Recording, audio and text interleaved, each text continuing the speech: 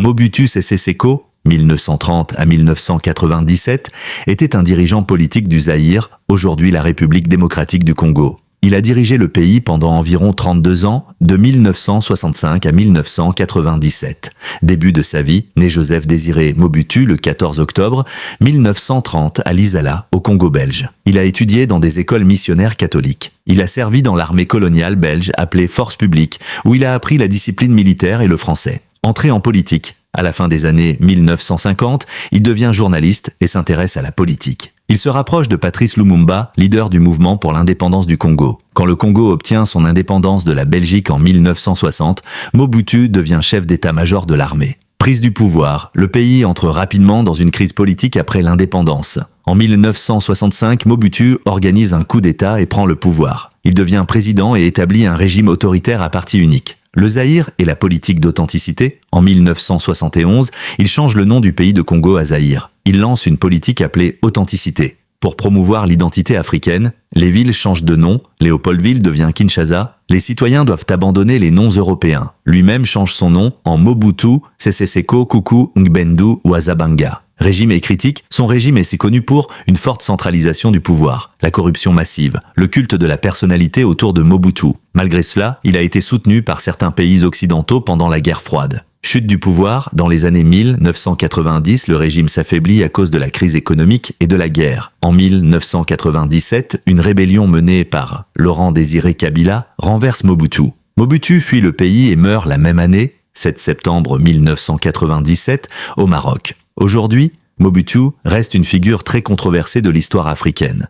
Certains le voient comme un symbole de souveraineté africaine, d'autres comme un dirigeant autoritaire responsable de la corruption et de la crise économique du pays. Si tu veux, je peux aussi te raconter l'histoire de Mobutu et Lumumba, comment Mobutu est devenu très riche, ou la chute du Zaïre en 1997. L'histoire de Patrice Lumumba et Mobutu Sese Seko est liée à l'indépendance du Congo et aux luttes de pouvoir qui ont suivi. 1. L'indépendance du Congo, 1960, le 30 juin 1960, le Congo belge devient indépendant et devient la République du Congo, Congo-Léopoldville. Patrice Lumumba devient Premier ministre, tandis que Joseph Kasavubu est président. Lumumba est un nationaliste qui veut un Congo réellement indépendant et libéré de l'influence belge.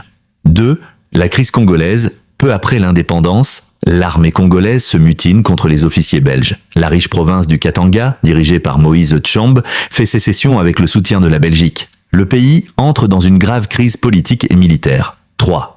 Conflit politique, Lumumba demande l'aide de l'ONU pour stopper la sécession du Katanga. L'ONU refuse d'intervenir directement contre les sécessionnistes. Lumumba se tourne alors vers l'Union soviétique, ce qui inquiète les États-Unis et les puissances occidentales pendant la guerre froide. 4. L'intervention de Mobutu, Joseph Désiré Mobutu, alors chef de l'armée et ancien allié de Lumumba, intervient. En septembre 1960, il organise un coup d'État avec le soutien de puissances occidentales. Lumumba est arrêté. 5. La mort de Lumumba. En janvier 1961, Lumumba est transféré au Katanga. Il est exécuté le 17 janvier 1961 par les autorités katangaises avec la complicité de responsables belges. Sa mort provoque une grande indignation internationale. Numéro 6. Mobutu au pouvoir. En 1965, Mobutu prend définitivement le pouvoir par un autre coup d'État. Il dirige le pays pendant plus de 30 ans, 1965 à 1997.